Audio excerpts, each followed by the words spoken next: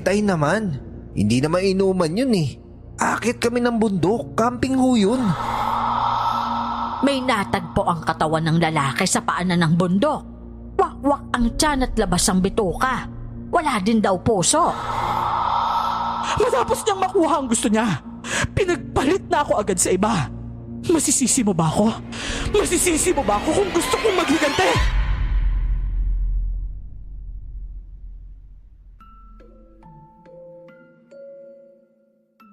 Naranasan mo na bang mamatayan ng mahal sa buhay?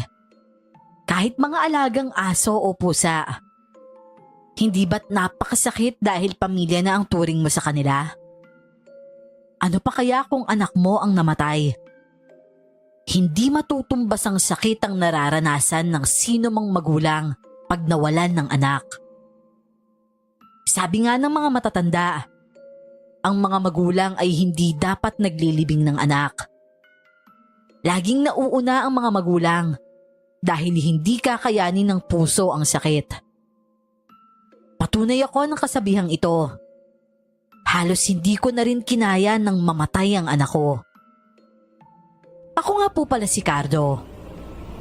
At ito ang aking kwento.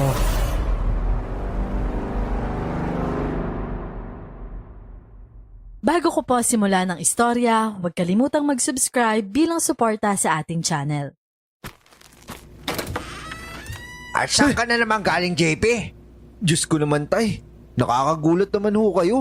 Bakit po kayo nakaupo dyan sa dilim? Bakit hindi niyo buksan yung ilaw? Eh bakit pa ba? Para mahuli kita. Ikaw naman talagang bata ka, ha? Anong oras ka na naman umuwi? Tatay naman. Nagsabi naman ako na tatambay ako kinais ko eh. Pero hindi mo sinabing umagahin ka na. Relax ka lang tay. Nagkasiyahan lang naman kami ng mga tropa. Anong relax ka dyan? Ilang linggo ka ng ganyan, JP anak. Hina-high blood mo na ako sa pag-alala sa'yo tuwing inuumaga ka ng uwi. Sasabihin mo diyan ka lang sa mga kaibigan mo at uwi ka agad. Pero ano? Lilipas ang gabi hanggang sa umaga na nasa kung saan lupalop ka na naman? Tay, dyan lang naman kami. Huwag ka na mag-alala. Wala namang mangyayari sa akin. Mga kaibigan ko lang yung kasama ko. Eh bakit hindi ka pa ba umuwi na lang? At akala mo hindi ko napapansin, ha? Amoy alak ka. At sabi pa ni Aling Bas, nakita niya kayo nakikipag-inuman na may kasamang mga babae. Tay naman, syempre may mga kasama kaming babae. Katropa namin sila eh. Wala naman po masama dun, di ba? Anong walang masama? Eh paano kung makabuntis ka sa ginagawa mong pambababae, ha? Kala mo maniniwala ako na wala kang pinopormahan? Diyos ko naman, anak. Wala tayong pera sa mga ganyang pagbubulakbul mo. Tay, mataas naman yung grado ko sa eskwela. Hindi naman ako pasaway. Gusto ko lang talaga tumambay kasama yung mga kaibigan ko. Tsaka pasensya na, hindi na talaga ako umagahin sa susunod. Talagang hindi na. Kasi wala na susunod. Dahil pag late ka nang umuwi, susunduin na kita. Hala, si tatay naman nakakahiya May pagsundo pa talaga? Abay talaga. Talaga mag-e-eskandalo ko doon sa inuman nyo kapag nagtuloy-tuloy ka pa. Tatay naman sorry na ho. Hindi na talaga mauulit. Promise tay, aagahan ko na yung uwi. Mabait na bata naman si JP. Hindi ko lang alam ang nangyari nitong nagbinata na. Nagsimulang tumambay kasama ang mga pasaway na kaibigan. Kaya napapadalas na ang bisyo at pambababae. Matapos pagsabihan, umuwi naman agad kinabukasan. Pero ilang araw lang ang nakalipas. Bumalik na naman sa kalokohan niya. JP, saan ka na naman galing? Anong oras na? Tay, pasensya na late ako ngayon. Galing pa kasi ako sa kabilang baryo eh. Ano? Ano ginawa mo doon? Ano kasi tay may nililigawan po ako. Sinasabi ko na nga ba meron ka na naman kinahuhumalingan. Opo tay, ilang linggo na ho. Pasensya na, ngayon ko lang sinabi ha. Akala ko kasi hindi pa matutuloy yung panliligaw eh. Pero ngayon sigurado na po ako. Seryoso ka ba sa kanya? Ikaw Chickboy ka pa naman. Kung manliligaw ka, totohanin mo at ayusin mo. Siseryosohin ko. Gusto ko po talaga siya, tay. Kakaiba po siya eh. Mukhang nahulog na nga talaga ako sa kanya. O sige anak, kung itutuloy mo yan, sana wag mo siya sasaktan. Pag-ingatan mo yung tiwala na binigay niya sa'yo at utang na loob naman. Huwag ka na masyadong pasaway. Ipakilala mo sa akin yan kapag sinagot ka na. Sumang-ayon naman siya sa akin at mukha namang sineseryoso nga niya. Pero hindi nagtagal. Bumalik na naman ang kanyang kalokohan. Nadatnan ko sa bahay ng kaibigan ng hating gabi. Nakikipag-inuman at may nakakandong na babae at nakikipaghalikan pa. JP, halika dito! Tay? Tay, teka, ba't ho kayo nandito? Tumayo ka dyan! Anong oras na? Aray ko naman, tay. Huwag niyo naman akong pingutin yung tenga ko. Nakakaya sa mga tropa ko. Wala akong pakailam. Sumama ka sa akin pa uwi. Kung hindi, pipingutin ko yung tenga mo hanggang sa bahay. Opo. Mga tol, una na ako ha. Sinundo na ako ni tatay eh. Yun ba yung nililigawan mong babae? Hindi ho yun. Ano lang ho yun, kaibigan ko lang yun. Sinasabi mo bang ganyan na yung mga magkakaibigan ngayon? Akala ko ba may nililigawan ka na? Keso nahulog ka na kuno. Wala yun, tay. Harot lang yun. Iba naman yung kay Isabel eh. Seryoso ako sa kanya. Tropa ko lang yung kanina. Aray ko! Tay, ba't ba naman ako binatukan? Nagtataka ka pa? Ayoko manghimasok sa relasyon mo ha? Pero hindi naman tama ang ginagawa mo. Yan ba ang tinuro ko sa'yo? Paglaruan yung mga feelings ng mga babae? Hindi ho, tay. Ano lang naman yun eh. Harutan nga lang ho. Hindi pa naman kami ni Isabel kaya pwede pa, hindi ba? Hoy, kung makapagsalita ka ha? Hindi mo ako tropa. Tatay mo ako, umayos ka ha? Huwag mong pagsasabay-sabay yung mga babae. Respeto mo sila. Hindi sila mga laruan iyo. Ipakita mo dun sa nililigawan mo na seryoso ka. Hindi yung pag nakatalikod siya, kung ano yung ginagawa mo. Kung iisipin, ikaw yung may kasalanan nito, tay. Ano? Bakit naman ako? Hindi ko kasalanan kung habulin ako ng chicks, tay. Pinanganak kasi akong pogi eh. Nagmana kasi ako sa'yo. Habay ako, JP ah. Huwag mo ako idamay dyan sa kalokohan mo. Kung buhay pa yan nanay mo, hindi lang pingot ang inabot mo. Halika na. At huwag na huwag ka susuka ah.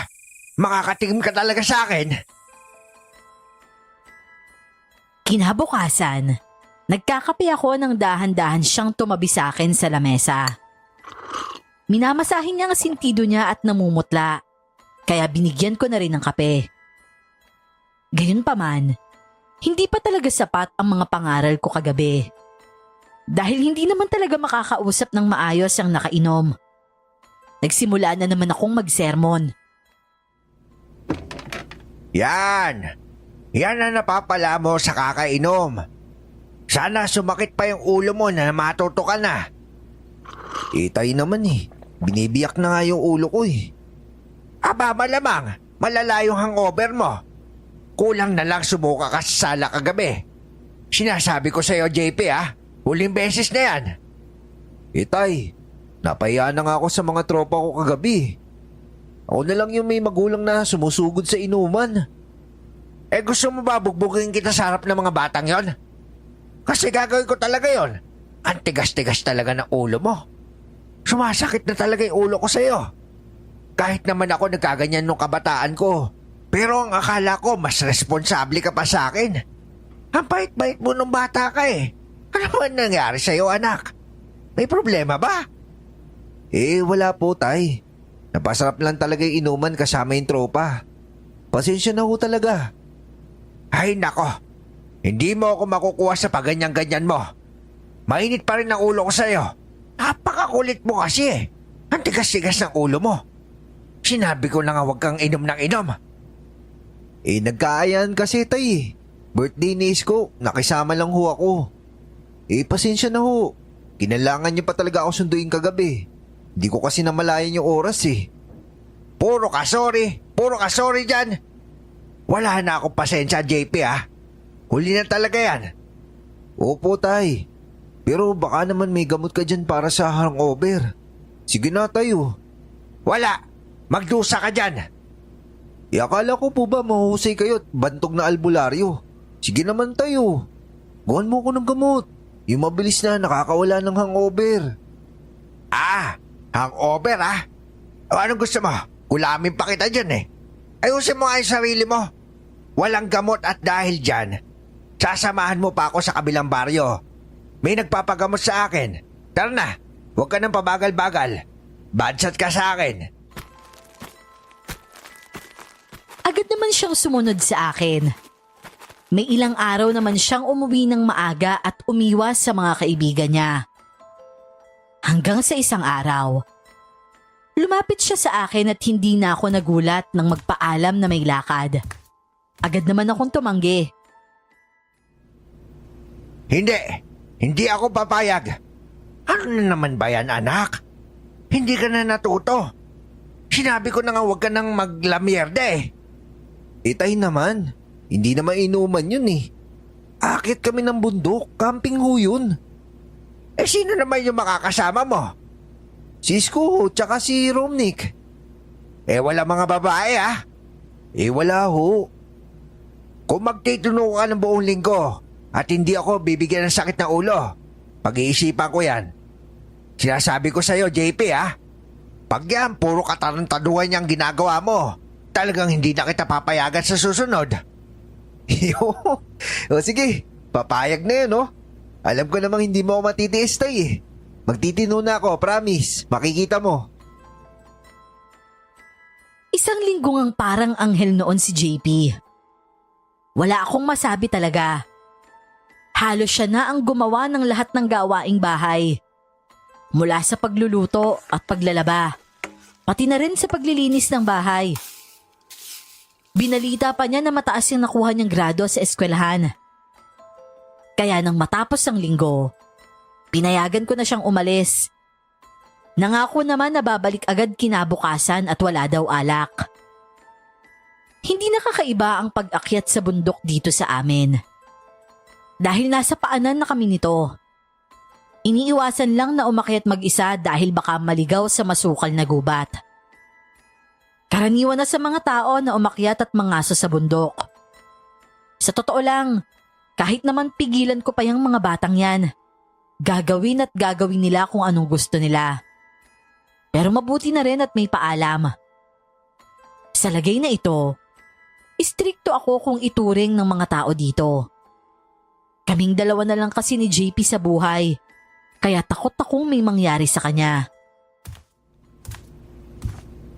Sigurado ka bang hindi kayo mag-iinom, anak? Opo, tay. Kasi mahirap malasing doon. Masukal ang gubat. Tay, ilang beses na ba kami nag-camping doon? Wala naman nangyayari sa amin, di ba? Kabisado ko na yung gubat na yun. Oo, pero kasi kung iinom nga kayo, baka maligaw ka. Mag-iingat po kami, tay. Magdadala rin po ako ng mga proteksyon. Tsaka huwag na kayo mag-alala. Sanay naman kami sa bundok na yan, tay. Pero kinabukasan, hindi pa rin umuwi si JP kaya pumunta ako sa bahay ni Isko. Laking gulat ko nang sabihin nito na hindi naman sila natuloy sa planong pag-akyat. Dito na ako nag-alala ng husto. Sinabi pa ni Isko na baka naman nakipagtanan na si JP. Pero hindi yun ang pakiramdam ko. Dahil kahit matigas ang ulo at pasaway, hindi niya ako hahayaang mag-alala ng ganito katagal kung walang masamang nangyari sa kanya. Dali-dali akong umuwi at tinawas ang labahing damit ni JP para matunton kung nasaan siya. Inulit ko na ng 2 beses pero walang upos na nabuo na nagsasabi sa kinaroroonan ni JP. Sa kauna-unahang pagkakataon, hindi umubra ang pagtatawas ko. At dahil dito, nagmadali akong kunin ang alaga kong uwak at nagpasyang dalhin ito paakyat ng bundok. Hahanapin ko si JP at ang uwak ang magtuturo sa akin ng daan. Tama si JP. Bantog akong albularyo dahil dalubhasa ako sa paghahanap ng mga tao gamit ang alaga kong uwak. Pero hindi pa ako nakakatawid papunta sa gitna ng baryo. May narinig na ako. May bulong-bulungan ang mga nagkukumpulang mga tao. Diyos ko! Sino kayang gumawa nun? Tingin ko ay aswang yan. Grabe yung pinsala sa katawan eh. Aswang lang ang makakagawa ng ganyang karahas na krimen. Diyos ko po ay nakakatakot. Manang, teka ho. Ano ba sinasabi nyo? Anong krimen? May natagpo ang katawan ng lalaki sa paanan ng bundok. Wakwak ang tiyan at labas ang bituka. Wala din daw puso. Ano? Sino daw yun? Abay walang nakakaalam eh. Puro kalmot kasi yung muka at katawan. Grabe nga eh. Hindi na mamukhaan yung lalaki. Aswang? Sigurado ba kayong pakanana aswang yon? Baka mamaya mabangis na hayop lang yon. Imposible. Wala namang mga ganun dito sa atin. At walang mabangis na hayop ang kayang sungkitin ng ganon ang puso ng tao. Diyos ka pa, yung anak ko si JP. Si JP umakit siya sa bundok. Dali-dali akong nagtungo sa paanan ng bundok. At dito ko na nakita ang sinasabi ng mga taong bayan. Naaninag ko ang walang buhay na katawan ng anak ko. Alam kong siya yon dahil sa suot nitong itim na t-shirt at pantalon. Hindi nga mamumukaan ang itsura niya dahil sa kahayupang ginawa sa kanya. Pero suot pa rin niya ang jacket na regalo ko sa kanya nung Pasko. Napahagulhol na lang ako dahil walang awang pinatay ang anak ko. Binurol na nga nun si JP sa bahay. At hindi ko malaman ang gagawin sa sarili ko. Kaya nakaupo lang ako sa isang sulok. Ni hindi ko maatim na makita ang natira sa anak ko. Kaya nagpasya kong ipasarado na lang ang kabaong niya. Wala rin namang makikita ang mga nakikiramay, kundi ang gutay-gutay niyang muka at katawan na punong-puno ng kalmot. Hindi ako makakain, hindi rin ako makatulog, dahil iisa lang ang nasa isip ko. Kailangan kong ipaghiganti ang anak ko. Kinagabihan, lumapit sa akin ang pamangkin ko. Ang pinsan ni JP na tomboy na mas matigas pa sa kanya ang ulo. Pagkakita niya sa akin, napaluhod dito at humagulhol. Tito, sorry ho. Patawarin niyo ho ako. Rina? Teka, anong ibig mo sabihin? Kasi ho, ako ho yung kasama ni JP sa bundok. Ha? Rina? Nagsasabi ka ba ng totoo? Ano ba kasi nangyari? Tio Cardo, inaya ko ho kasi si JP. Ang sabi ko, samahan niya ako sa bundok. Gusto ko lang ho kasing mag-inom ng hindi ako pinapagalitan eh. Yun ba? Yun ba yung dahilan kung bakit napatay yung anak ko? Dahil gusto niya magbisa na walang bumubunganga sa inyo? Anak na, wala kang pakialam sa kakahinatnan ng mga desisyon mo. Basta't sige lang na sige kahit delikado. Pasensya na ho kayo. Ako po yung nagsabi kay JP na wag nang ipaalam sa inyo eh. Sabi niya, hindi siya iinom pero sasamahan lang niya ako. Kasalanan ko po talaga lahat. Patawarin niyo ho ako, Tiyo. Patawarin? Paano kita mapapatawad kung nakaratay na yung anak ko ngayon? Nandun siya sa kabahong dahil sa kalokohan ninyo. Ano ba pumasok sa kukot ninyo? Ano bang iniisip nyo na magandang ideya yun, Rina? Akala ko ho kasi safe naman sa bundok eh. Ilang beses na ho kaming umakyat doon. Wala namang kahit anong balita tungkol sa aswang. Kahit naman kailan ho, wala namang ganun dito, di ba? Kahit na, sinabi na nga niya umiiwas siya sa inom, di ba? Pero pinilit mo pa rin. Sinekreto niyo pa! Patawarin niyo po ako, Tiyo. Sorry po. At kailan mo balak sa amin sabihin yung katotohanan? Pag nailibing na yung pinsan mo? Kapag hindi na pinatulog ng konsensya mo? Kakapal ng mukha mo, Rina. Pumunta ka pa talaga dito para ano? Para ano? Para gumaan yung konsensya mo? Kung nalaman ko lang na ikaw yung kasama niya, hindi ko na siya papayagan. Alam ko naman po yun, Tiyo. Ikaw yung dahilan kung bakit siya namatay. Kung hindi siya napadpad sa bundok na yon, nandito pa siya ngayon. Inaako ko po yung kasalanan, Tiyo. Kung may magagawa po ako para makabawi, kahit ano po. Ano pinagsasabi mo para makabawi? Hindi ka makakabawi kahit kailan. Buhay ng anak ko yon.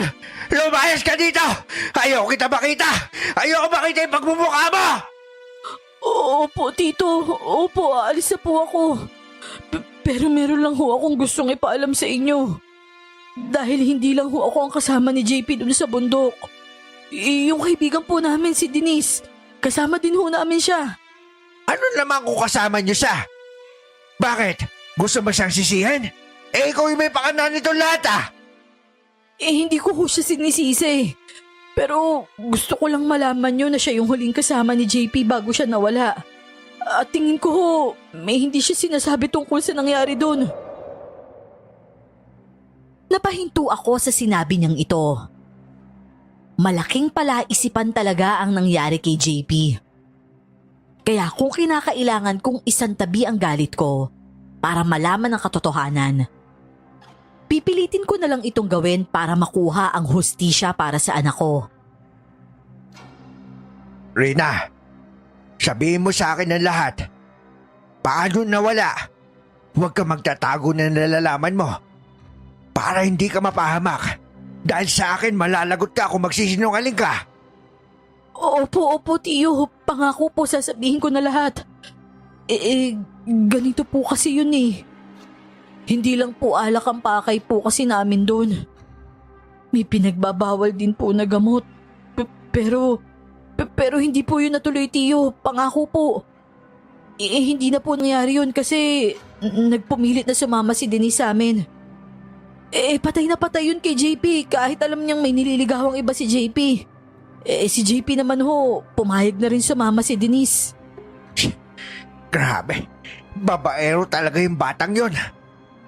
Oo, Tiyo. Gusto din niya yung atensyon. Kaso, yun nga po, gabi na nun eh. Nagpasabi si JP na iihi lang siya tapos lumipas na yung ilang oras. Nawala po silang dalawa. Natulog na ako sa tent tapos akala ko nakabalik na sila. Kinabukasan naman sabi ni Denise na pareha silang bumalik. Kaso Tiyo, wala na si JP sa tent nung umaga. Tapos hindi na namin siya nakita. Tapos ayaw sabihin ni Denise kung anong nangyari nung gabi sa kanila. Bakit naman kasi hindi kayo nagpasabi na nawawala yung kasama nyo? Ganun na nga nangyari. Wala pa rin kayong mga kibot. Naisip po kasi namin baka nauna na siya. O baka naman pinuntahan lang si Isabel, yung nililigawan niya. Nang walang pasabi sa inyo? Sorry ho, Tiyo. May hangover din ho kasi ako nun eh. Kaya umuwi na lang kami. Lintik ka talagang bata ka. Ikaw yung nakakatanda rin na. Ano ba? Pasensya na po talaga, Tiyo. Nasaan yung Denise? Saan yung bahay niya? Gusto ko siyang makausap. Sinugod ko ang bahay ng sinasabing dalaga sa kabilang dulo ng baryo namin. Sumunod sa akin si Rina pero kahit anong katok namin, walang sumasagot sa loob ng bahay. Hanggang sa nakita ko ang paggalaw ng kortina sa bintana. Pagkatapos ay may sumilip. Denise! Hoy Denise! Alam ko nandyan ka. Lumabas ka na. Parang awa mo na.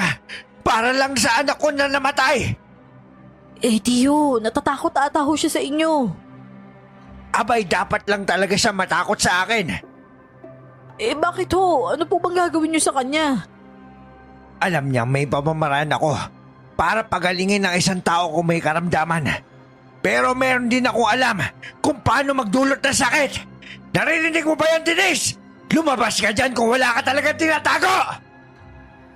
Yan na po siya, Tiyo. Tama na po. Pinagtitingin na tayo ng mga kapitbahay. Mang Cardo, condolence po. Sinabi ko na lahat kay Tio, Denise. At may mga katanungan siya. Sabihin mo na lang lahat para hindi na uminit yung ulo ni Tio. Stress na siya eh. Tama si Rina. Magsabi ka ng totoo kung ano talaga nangyari. Totoo bang ikaw yung huling kasama na anak ko bago siya mawala? Oo po, ako nga po. Ano ba kasing nangyari, Denise? Dahil bigla na lang kayo nawala. Sinundan mo siya, di ba? Ang tagal niyo ngang nawala eh. Pero sabi mo sa akin, kinabukasan sabay pa kayong bumalik sa mga tent nung tulog na ako. Totoo naman yung sinabi ko. Pero aaminin ko, umepa lang naman talaga ako sa inyo ni JP kasi gusto kong mapansin niya ako eh. Sinundan ko si JP sa kakahuyan nung nagpasabi siya na iihi siya. Gusto ko lang naman siya kausapin. Ano ka ba? Sino niloko mo? Patay na patay ka kay JP, di ba? Akala mo hindi halata na ginagawa mo lahat para akitin siya? Oo na, gusto ko nga siya. Masaya ka na? Umami na ako, di ba? Pero hindi ibig sabihin nun, ako yung nagpahamak sa kanya. Anong ibig mo sabihin? Nung sinundan ko po kasi si JP, may nakasalubong po kaming mangangaso sa kakahuyan. Sobrang angas nga po niya eh. Kung ano-ano nga po yung sinabi niya sa amin. Binastos pa po niya ako. Kaya po si JP, pinagtanggol niya ako. Tapos nagkasuntukan po sila. Sino mangangaso yun? Hindi ko po kilala eh. Tingin ko, may kinalaman siya sa pagkawala ni JP. Galit na galit siya nung pinatumba siya ni JP eh. Anong nangyari matapos yung gulo? Umalis na po yung mangangaso. Tapos sa sobrang tuwa ko, hinalikan ko po si JP. Wow agad-agad talaga? Ang bilis mong kumilos ah. Hindi ka na nagpalipas ng oras? Hindi naman siya umayaw eh. Wala na akong pakialam dyan. Sa kumahanap yung mangangaso na yon. Yun lang po yung hindi ko alam. Hindi nyo man lang nalaman? Hindi nyo man lang tinandaan yung itsura? Ang naalala ko lang po kasi malaki talaga yung ilong niya. Pero hindi naman katangkaran. Parang parehas nga lang sila ng katawan ni JP eh. Kaya madali lang din siyang napabagsak ng anak nyo. Sorry po talaga, hindi ko siya masyadong namukaan. Nabisi lang po kasi ako. Nataranta ako sa away nila, tapos sa mga nangyari pagkatapos. Oo, busy ka talaga kasi nilalandi mo yung pinsan ko. Alam mo namang may ibang nililigawan yun, di ba? Excuse me lang, Rina ah. Hindi ko naman siya pinilit ah. Tumahimik na lang kayo. Wala na akong pakialam sa ganyan. Ang gusto ko malaman, kung may kinalaman yung lalaking yun sa pagkamatay na anak ko. Baka nga naman hindi aswang ang may pakanasan nangyari. Hindi kaya naghiganti yung napahiyang mangangaso sa sobrang galit niya? Naku, baka sinundan niya kami pabalik sa mga tent. Parang may naramdaman din kasi akong kakaiba nung gabing yun eh. Ikaw ba, Rina? May naramdaman ka? O wala naman. Tulog na ako nun eh. Nakabalik na kami nun sa kanya-kanyang tent nung tumindig yung balahibo ko. Pero wala naman akong narinig na tunog o nakitang tao. O di kaya naman aswang na umatake sa tent ni JP. Siguro naman maririnig natin kung may mangyari sa kanya, di ba? Pero wala naman eh. Bigla na lang siya naglaho kinabukasan. Posibleng inabangan kayo ng mga ngasa sa pagbalik ninyo. At nung matulog kayong lahat, doon kinuha si JP. Pero maaari ding aswang ang nakamanman sa inyo. Paano naman natin malalaman, Tiyo? Aakit ako ng bundok. Gusto kong hanapin yung mga ngaso. Kung nandun siya ng gabi, malamang malapit lang yung tirahan niya. Kailangan ko malaman kung sino ba talaga yung may pakana ng pagkamatay ng anak ko. Hindi ako matatahimik hanggat hindi ko nalalaman at natutugi sa may sala, tao man o aswang. Tiyo, bakit hindi na lang natin hayaan yung mga pulis? At ano? Aasa ako sa mga otoridad? Alam mo ba kung paano ko dinatnan yung anak ko si JP? Tsaka yung katawan niya? Nakita mo ba? Nauna pa nga yung mga chismosang kapitbahay. Nakuha ng litrato yung katawan ng anak ko bago nila inasikaso. Nakatunghaw lang lahat sila doon. Hindi alam yung gagawin. Takot na takot sila lahat sa aswang. Hindi sila naawa kay JP. Nakabalandra lang yung katawan niya doon. Paano ho kung mapano kayo sa bundok? Paano nyo hahanapin yung may sala? Isa lang ang masasabi ko sa'yo, Rina. May dahilan kung bakit ako bantog na albularyo. Kaya ko ang sarili ko. Pero mas mabilis kung ituturo mo kung saan ang pwesto niyo sa bundok. Sige ho, Tiyo. Sasamahan ko ho kayo. Para naman kahit papano, makabawi ako. Agad kaming umalis kina Denise at bumalik ako sa burol para magbilin sa aking mga kamag-anak na magbantay. Mukha kasing gagabihin kami. Dinala ko na rin ang alaga kong uwak dahil sa kutob kong kakailanganin siya. Makalagpas na ang tanghalian nang makarating kami sa paanan ng bundok at sinimulan na namin ang pag-akyat. Hinayaan ko ang uwak kong lumipad sa mga puno dahil madali naman siyang tawagin pagkakailanganin siya. Ang galing po nung uwak nyo, Tiyo ah. Yan talaga yung gamit nyo sa paghahanap ng mga nawawalang tao? Oo, maraming kumukonsulta sa akin tungkol sa mga nawawala. Mapasalawahang asawa, nawawalang kamag-anak o nagtatagong kriminal. Dahil nga lang walang kwenta yung pulis dito. Kaya kong hanapin sila kasi natuturo sa akin ng uwak matapos kong itawas yung lokasyon na nawawala. Bakit yung hindi natin gawin sa mga ngaso? Kailangan ko ng kagamitan niya para magawa ang pagtatawas. Wala tayo noon. Oo nga naman. Sayang naman yun. Kung mahanap natin siya agad, magkakaroon na tayo ng mga kasagutan. Yun na nga. Nga pala, Rina. Gusto ko lang sana sabihin sa'yo na patawarin mo ako. Masyado maras yung mga sinabi ko sa'yo doon sa burol. Hindi ikaw yung may dahilan ng lahat.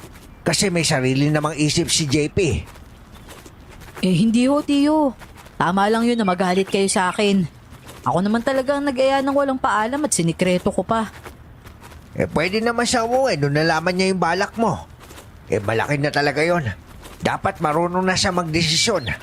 Pero dahil mapusok yung isang yon, talagang padalos-dalos din talaga. Kilala ko na may anak ko Minsan talaga matigas yung ulo nun. Pero kahit babaero at pasaway ho yun, mabait naman po talaga si JP.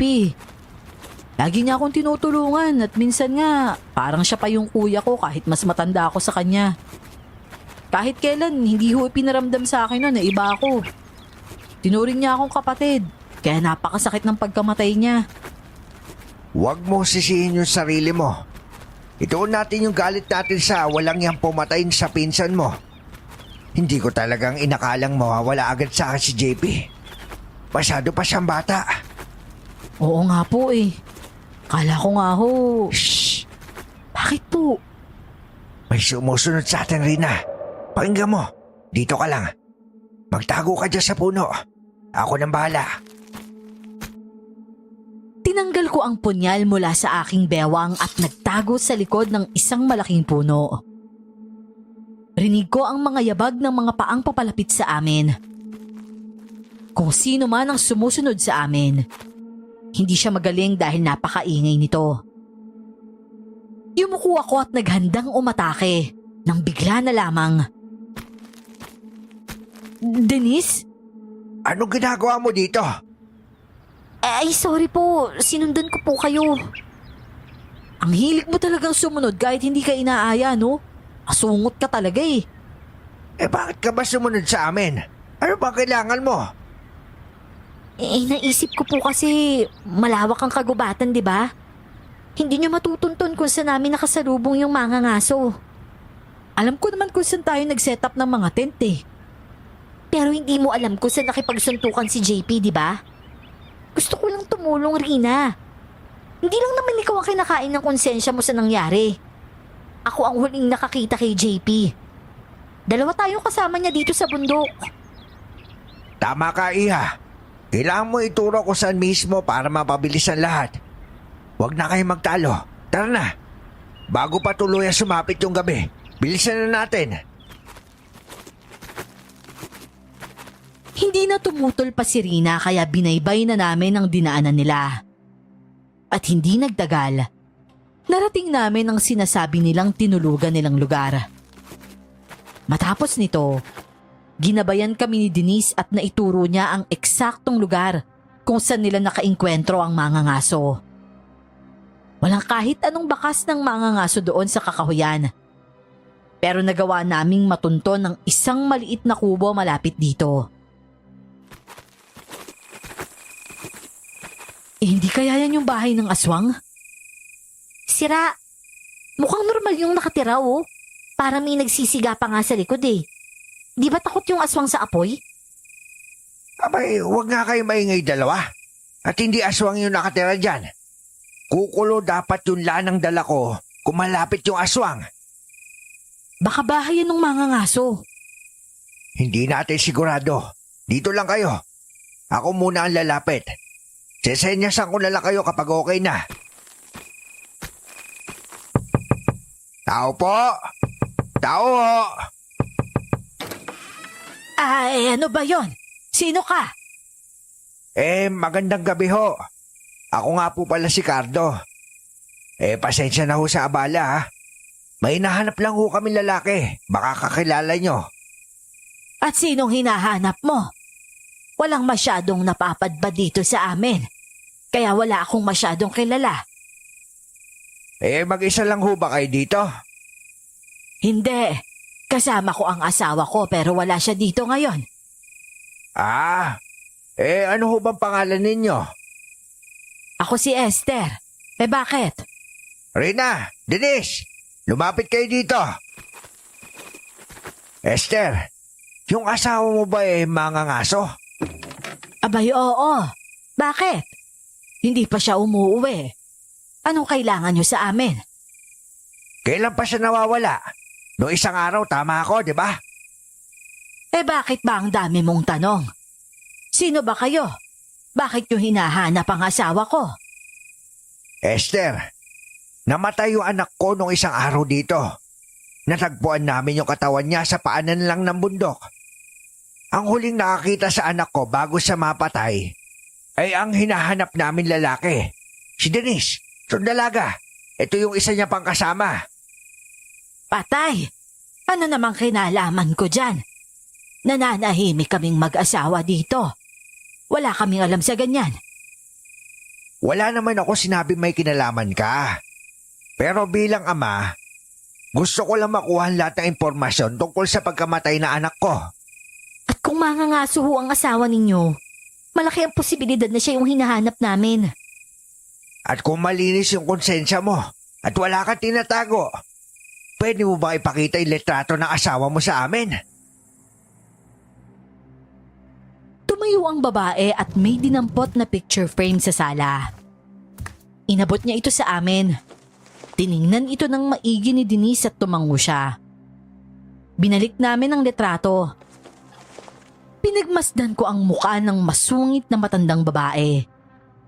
Nakabusangot na siya at konti na lang ay mukhang paaalisin na kami. Bumulong naman sa akin si Denise.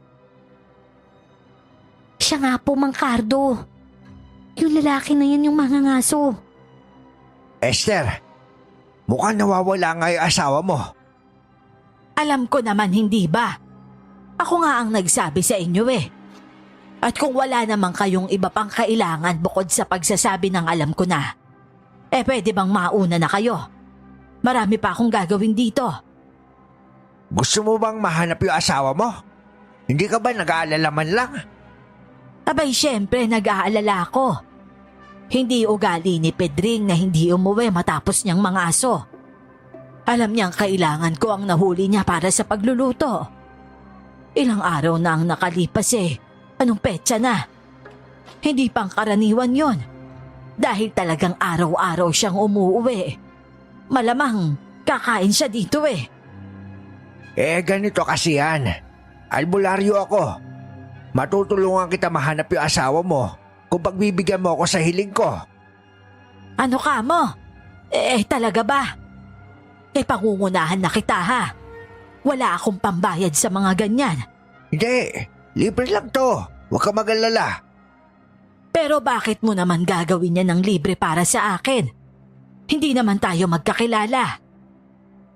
Sabihin na lang natin na matutulungan mo yung anak ko kung papayag ka sa sasabihin ko. At malay mo, mahanap mo pa yung asawa mo. Siya, sige. Payag na ako.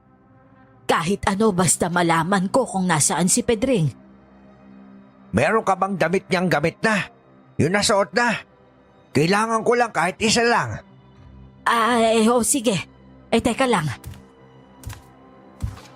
Pumunta siya sa loob ng kwarto at maya-maya ay lumabas na may dalang itim na t-shirt. Nilabas ko ang tawas at nagsimula na. Matapos ang pagtatawas, pinagmasdan ko ang upos at ang pinapahiwatig nito. Napakunot ang noo ko. Iba't ibang ideya ang pumasok sa isipan ko. At dahil dito, may namumuong pag-asa sa akin. Napalunok ako sa ibig sabihin nito, pero hindi ko pinahalata sa asawa ng mangangaso. Esther, yung asawa mo ba? Ano suot niya nung umalis siya ng bahay? Ganito rin. Itim na t-shirt. Mahilig siyang magsuot ng ganyan. At saka regular na pantalon lang. Bakit ba? Sandali lang. Denise, halika muna sa labas. May tatanong lang ako sa'yo. Ano po yun, Mang Cardo? Ikwento mo sa akin. Ano ba yung pinagawain mismo ng mga ngaso at ni JP? Sabi mo binastos ka? Bigla na lang ho kasi siyang lumitaw tapos nanghihingi ng pagkain. Natakot ho ako sa kanya. Si JP naman naawa. Bibigyan pa sana niya kaso nagsimulang manghingi pa ng ibang bagay yung lalaki. Tapos lumapit sa akin.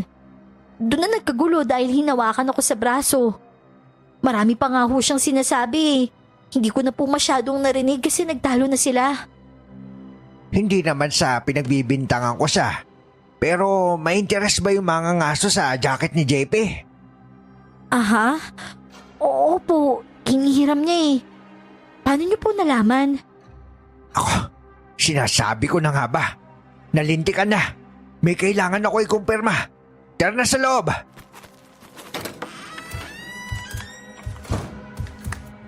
Mrs., may huling katanungan ako.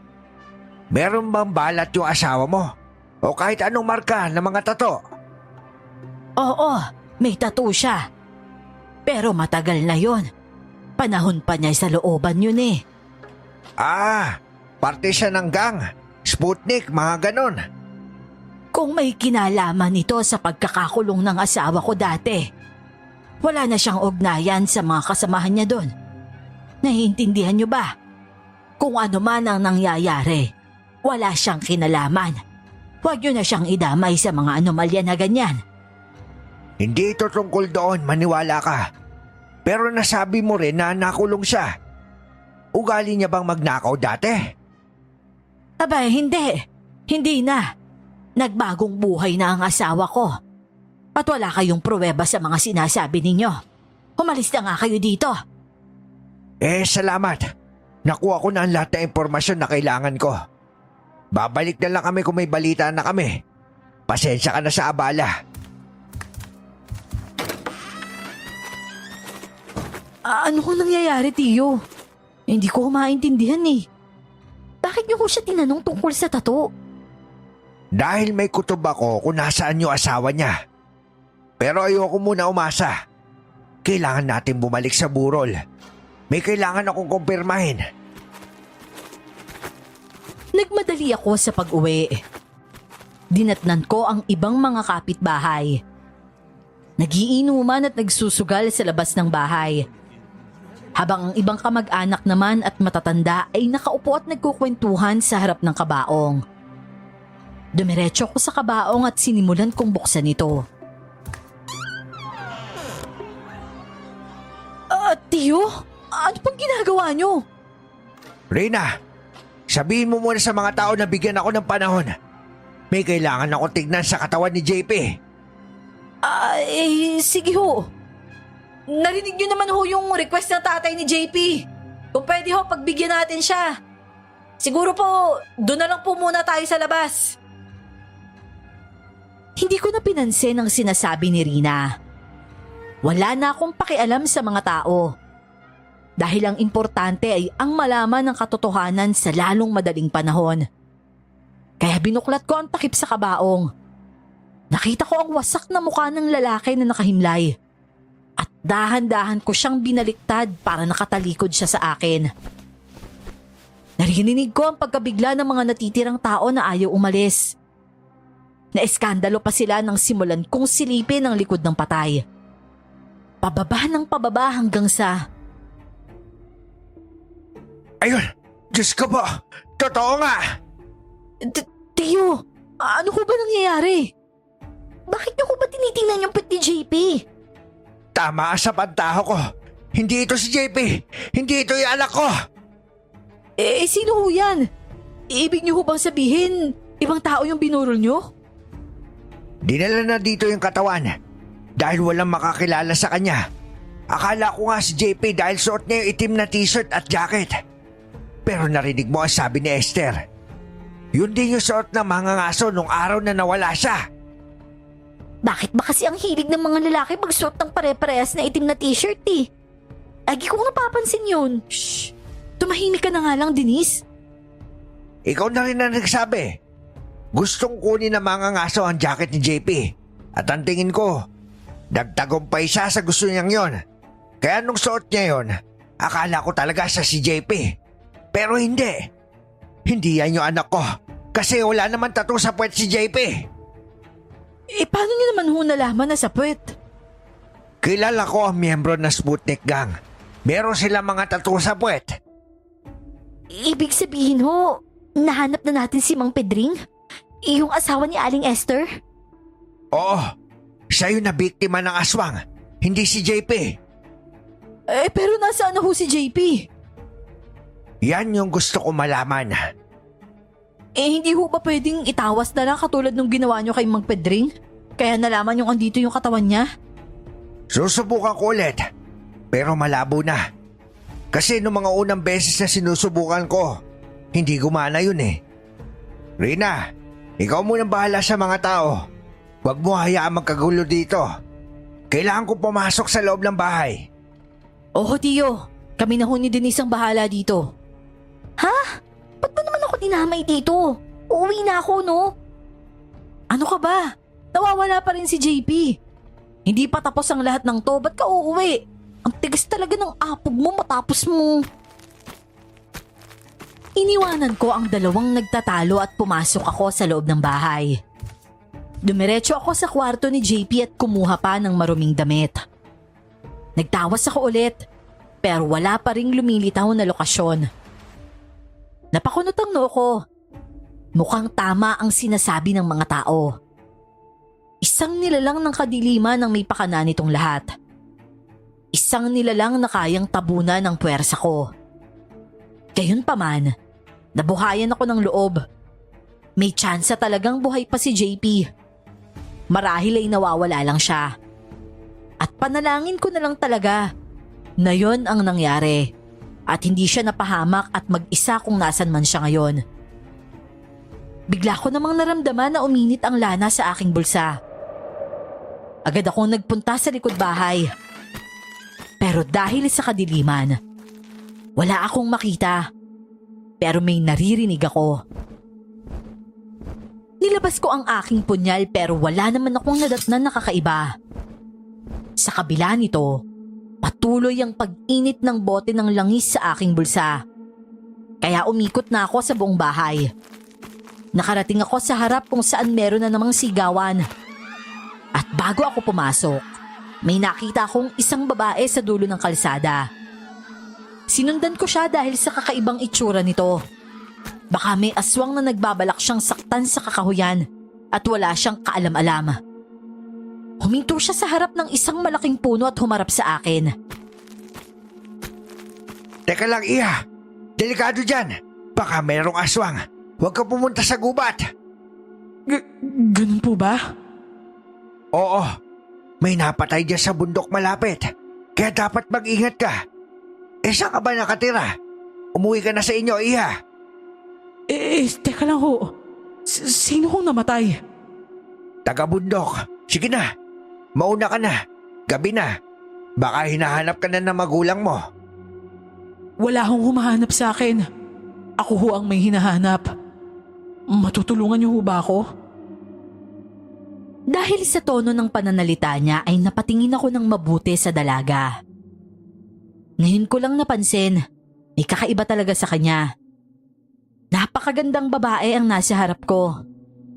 Hindi normal na kaanyuan ng tao at labis-labis ang kagandahan niya. Sinalat ko ang lana pero hindi naman na ito uminit. Ibig sabihin, hindi aswang ang kaharap ko. Diwata? Isa kang diwata, tama? Oo. Maaari ngang maituring akong isa pa ring diwata sa inyo kung ito. Kaya tama ka. Bakit ka nandito? Ano bang pakay mo? Kung tutulungan mo ako, gagantimpalaan kita. Sigurado akong meron kang kahilingan. Meron din akong gustong makuha. Ang gusto ko lang naman mahanap yung anak ko. Napangiti sa sinabi ko ang diwata. Ngiting may kahulugan. Pero hindi ko na lang ito pinansin dahil ito na ang pagkakataon kong mahanap si JP. Lumapit ako sa babae pero lalo lang siyang nagtago sa kadiliman. Inabot niya ang kanyang malambot na kamay sa akin. Hindi ko naman maiwasang mabighani sa kanyang angking kagandahan. Kaya nang abutin niya ito, tinanggap ko naman. Ibigay mo sa akin ang babaeng nagngangalang Denise. At pag nangyari yon, ituturo ko sa iyo kung nasa ng anak mo. Darating ang oras na mamimili ka. Tandaan mo ang usapan natin. Naiintindihan mo ba? Wala akong nagawa kundi mapatangos sa babae habang nakatulala lang ako sa kanya. Binuksan ko ang bibig ko para magtanong kung ano ba talaga ang ibig niyang sabihin. Pero pagtingin ko sa kanyang gawi, mabilis na naglaho ang babae sa kakahuyan. Napailing na lang ako. Hindi pa rin sigurado kung totoo ba ang naranasan ko. Sa bawat yabag ko pabalik sa bahay, para bang nalilimutan ko na rin ang nangyari. Hanggang sa tuluyan ng nabura sa isip ko ang babae at ang usapan namin pagdating ko sa burol. Sa halip ay isang kaguluhan na naman ang dinatnan ko. Bakit naman kasi pumatol ka pa, Denise? At ano? Hahayaan ko na lang siyang balatan yung anit ko? Tingnan mo nga to. Ang dami niyang natanggal sa buhok ko. Alam mo na ngang nagkakagulo na makikidagdag ka pa. Hanap away ka din eh. Bakit ba ako pa yung sinisisi mo? Ako na nga yung sinugod niya, di ba? Abay, teka. Ano naman nangyayari dito? May dumating ba dito kanina? May kakaiba bang nangyari? Uuwinit kasi ilan ako May nangyari ho, Tiyo. Itong si Denise sinugod nung nililigawan ni JP. Grabe nga ho Hindi ko alam na ganun pala katapang si Isabel. Mukha pa naman siyang maamong tupa.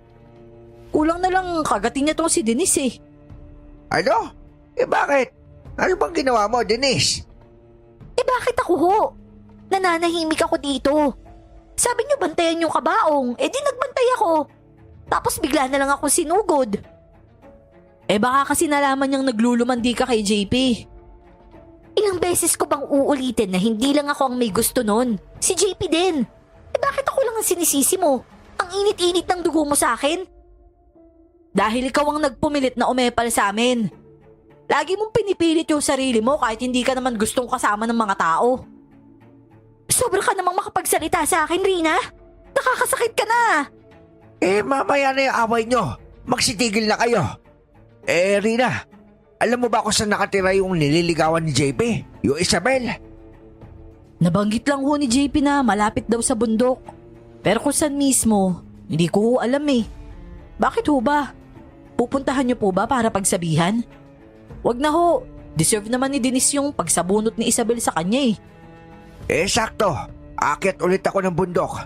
Sasama kayong dalawa ulit sa akin. Tara na. Hinata ko si Denise kahit nag-aalangan pa siya.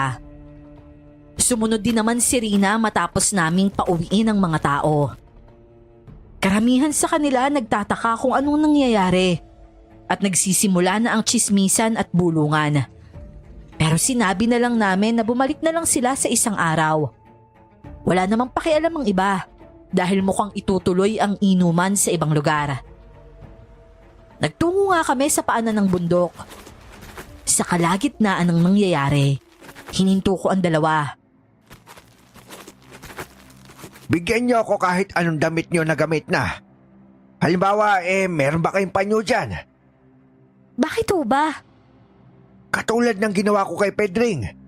Kung sakali magkawalaan tayo dito sa bundok, gusto ko may paraan ako na mahanap kayo ulit. Ho? Bakit naman ho mawawala?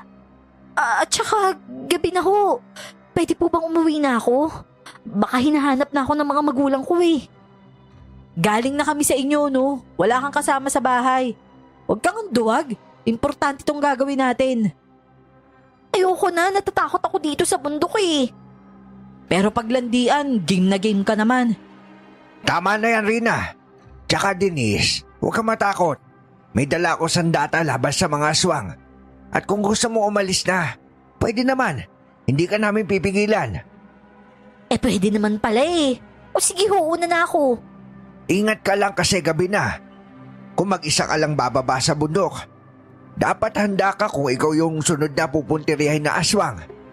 Kaya mo bang depensahan yung sarili mo kung sakaling gusto kang kainin na aswang? Ano bang dala mo sandata dyan? Ano ho bang ibig sabihin nun?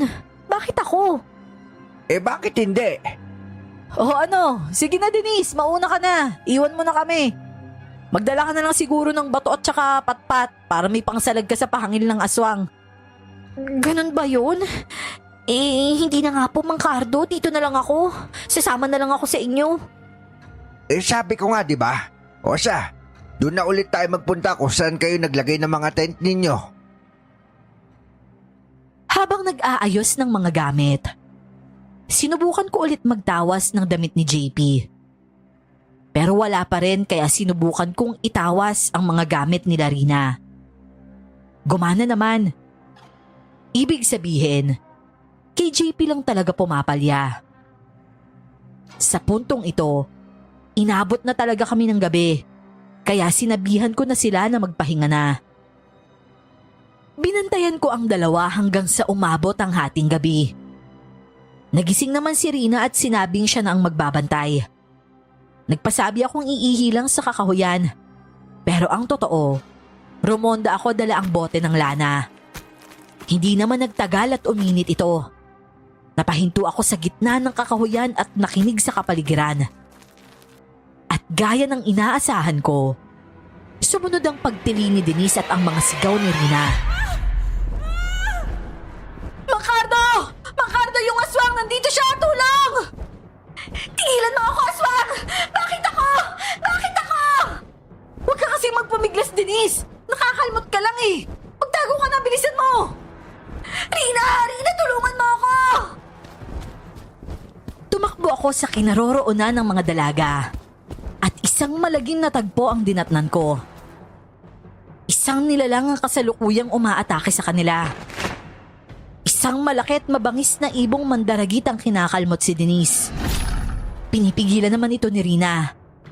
Kaya nagalit ito sa pangingialam ni Rina at sinubukan itong damputin si Denise at tangayin. Hinahatak naman ni Rina ang binti ni Denise para hindi siya tuluyang matangay. Tumakbo ko sa kanila at sinubukang itarak ang punyal sa likod ng malaking ibon. Hindi ito nabaon sa laman niya hanggang sa makakapal lang ng mga balahibo nito. Isang ulo ng babae ang naaninag ko sa uluhan ng nilalang. Hindi ko makita ang mukha nito, pero rinig ko sa kanya ang malalakas na pagtawa nito.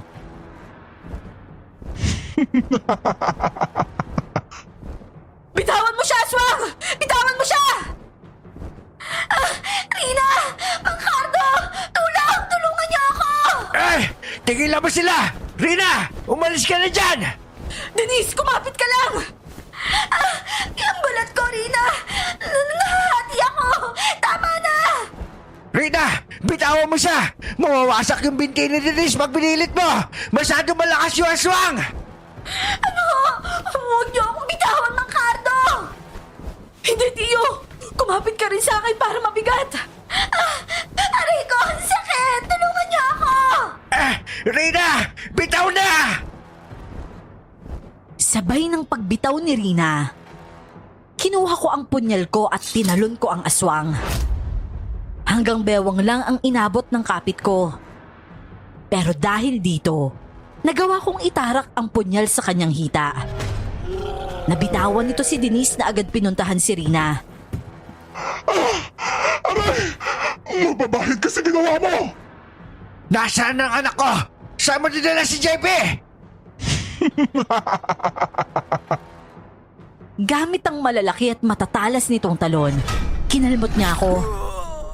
Nakaiwas ako pero nahagip pa rin niya ang tiyan at hita ko. Dahil dito, sinubukan kong itaga ang punyal ko sa kanya.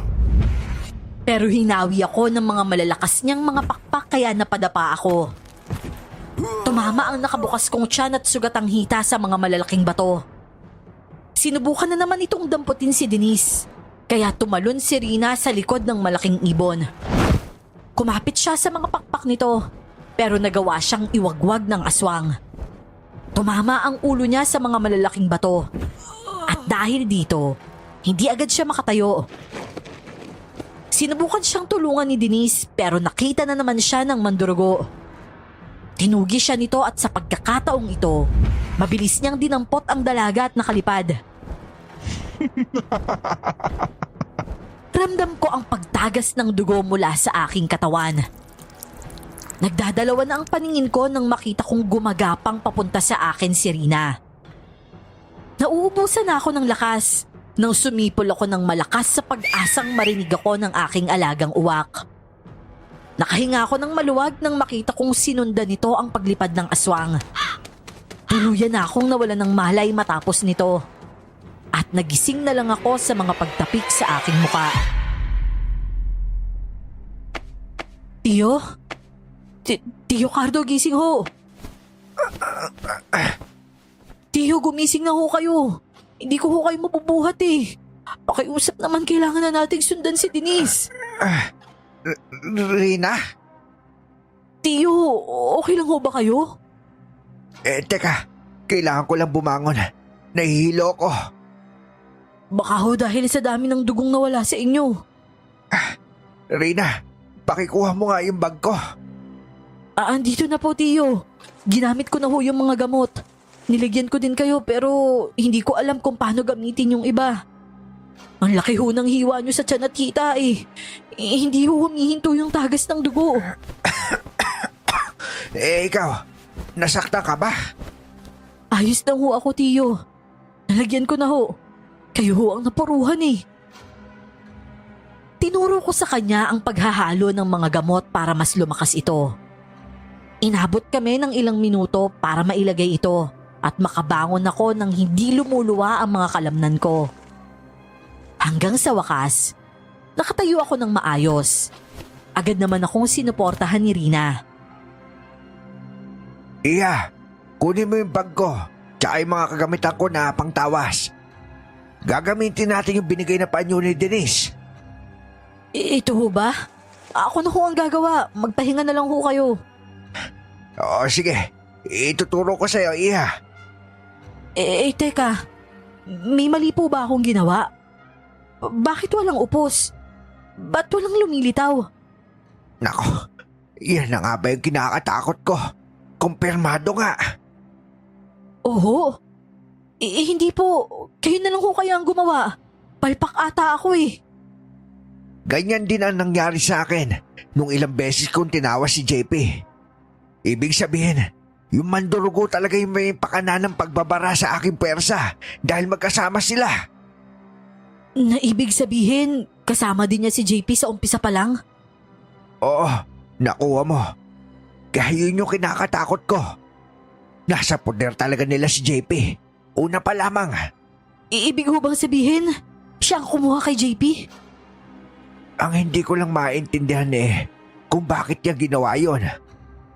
Yun na nga po eh. Mukhang namimili talaga siya. Napansin ko nga kung gaano siya kagigil kay Denise eh. Una, si JP. Pagkatapos naman si Denise. Bakit kaya sila lang? Kung ang pakay ng aswang kumain lang ng tao, dapat pati tayo. Hindi kaya balikan niya tayo? Hindi. Madali lang sa kanyang gawin yon. Kayang-kaya niya lumipad at bingwitin tayo. Pero tignan mo, hindi pa rin niya ginagawa. Kaya ang tanong bakit tayo? Halos di nga tayo pinapansin nung umatake siya eh. Nagagalit lang siya nung pinipigilan natin siyang tangayin si Denise. Sandali nga lang ho, Tiyo. Ano ho bang klaseng aswang yun? Ang aswang na yun ang tinatawag na mandurgo. Ngayon lang ho ako nakakita ng ganong klaseng ibon na tao. O taong ibon ba yun? Diyos ko, nakakabigla ho, Tiyo. Ngayon lang din ako nakarinig ng tungkol sa mga aswang. Dati kwentong bayan lang yan ah. Sinasabi ng mga matatanda para panakot sa mga sutil na bata. Pero totoo ho pala? Yun na nga rin pinagtataka ko Paano nagkaroon ng ganyang aswang dito sa bundok?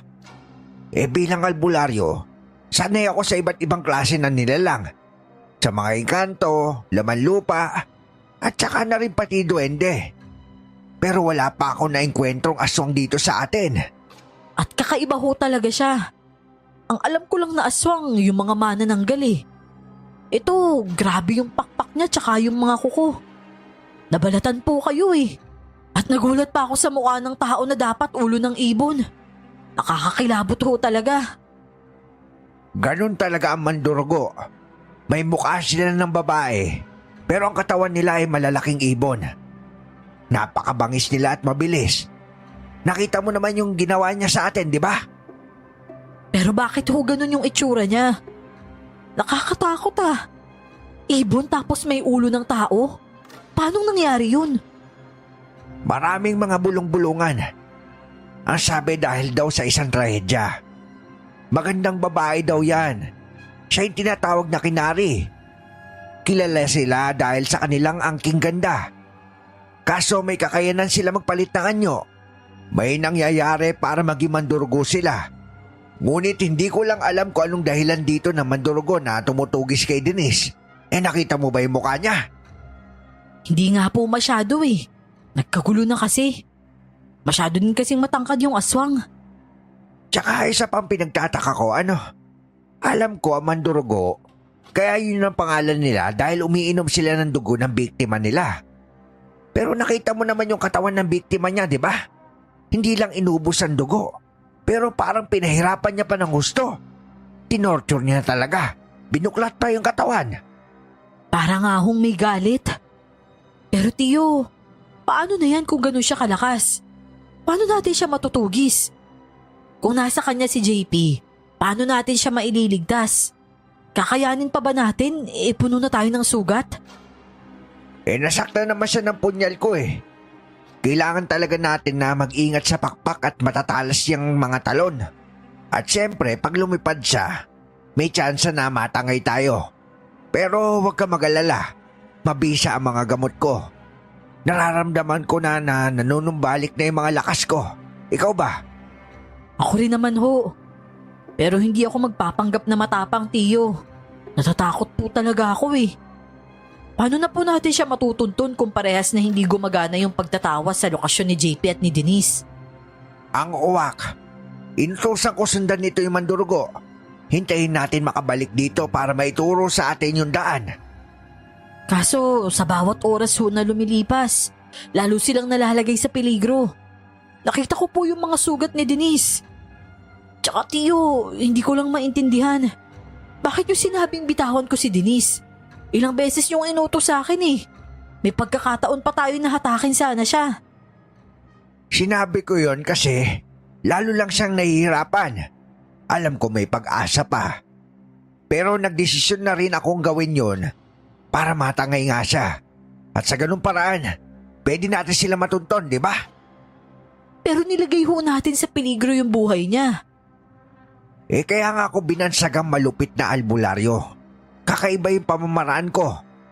Marahas nga minsan, pero tingin ko gumagana naman.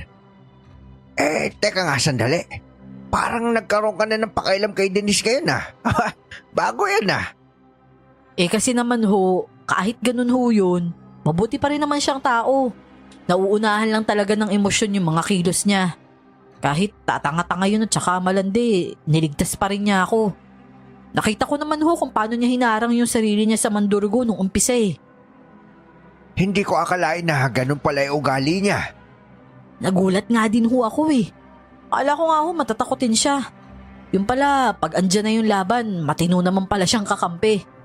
Kahit sa huli ho, sinubukan niya akong iligtas. Kahit kinukuha na siya ng mandurugo. Marahil nga nahusgahan ko siya kaagad. Kahit naman ikaw, nandito ka pa rin at tinutulungan ako. Pwede ka namang umuwi, di ba? Umpisa pa lang. Hindi ko naman inaasahan na sasama ka sa delikadong bagay na tulad nito. Alam kong bata ka pa rin kung maituturing. Grabe ka naman, Tiyo.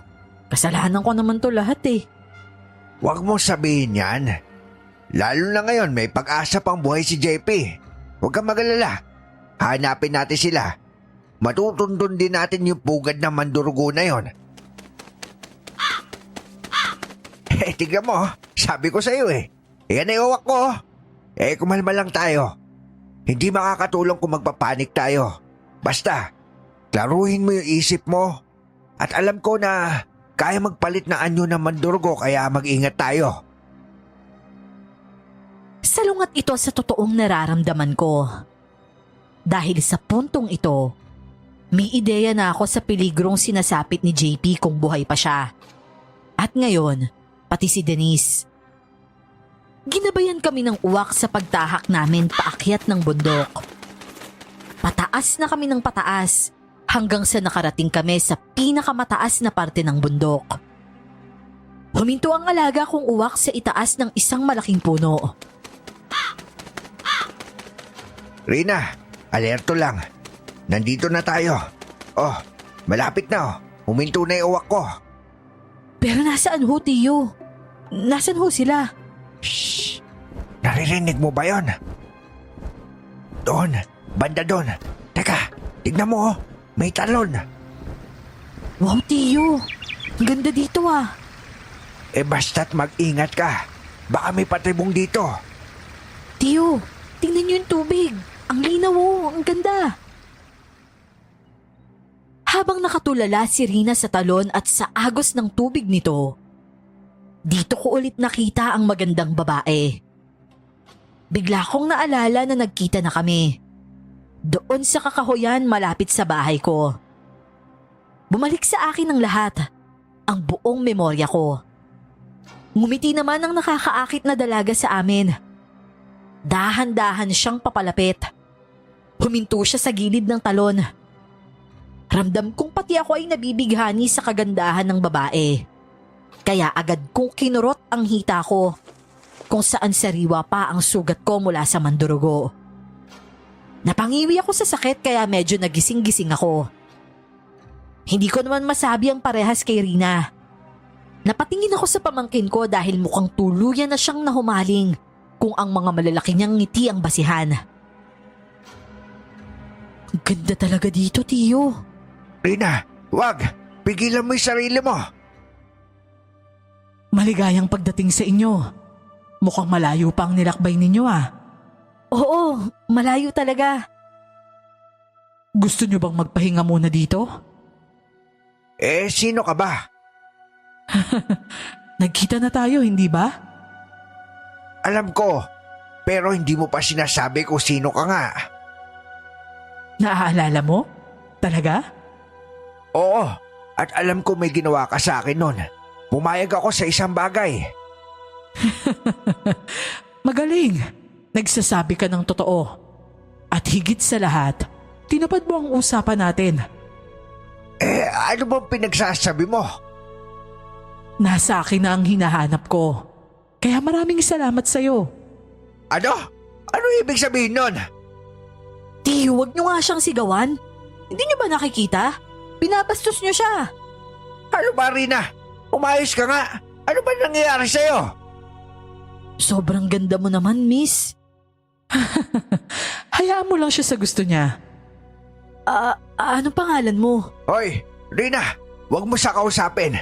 Pigilan mo yung sarili mo. Huwag ka magpapaakit sa kanya. Tiyo, ano ho ba? Tama na. Nababastos niyo na ho siya. Wala akong pakialam, Rina. Hoy, gumising ka. Mapanganib yung babaeng yan. Ako? Paano naman nangyari yon? Mukha bang sasaktan ko kayo? Naku, hindi. Mukhang napakabait mo nga, miss eh. Ano bang pinagsasasabi mo, Tio Cardo? Mukha nga siyang mahinhin, oh. Hindi makabasag pinggan yung dating. Akala mo lang yan, Rina. Huwag kang magpapaloko. Nakausap ko na siya dati. Huwag kang magpapaakit sa kanya. May gagawin siya sa'yo kapag hindi mo pinigilan. Ay naku, miss. Huwag mo nang pansinin yung matandang yan, ha. Di niya alam yung sinasabi niya. Pasensya ka na talaga, ha. Ayos lang yon. Marami talagang mga loko-lokong lalaki, hindi ba? Ay naku, oo, tama ka dyan. Pero sabihin mo naman sa akin, ano bang pangalan mo? Gusto ko lang marinig yung pangalan mo na kasing ganda mo rin. Isabel. Isabel ang pangalan ko. Ha? Isabel? Ikaw yung... Oo, ako nga. Rina, lumayo ka sa kanya! Hindi ko napansin na unti-unti na palang papalapit ng papalapit ang pamangkin ko sa magandang babae. Hanggang sa isang braso na lang ang layo nila sa isa't isa. Tinaas ni Isabel ang kanyang kamay at inanyayahan pa si Rina na lumapit pa sa kanya. Pinilit ko naman kumilos, pero parang naninigas ang katawan ko. Huwag mo nang subukan dahil nasa teritoryo kita.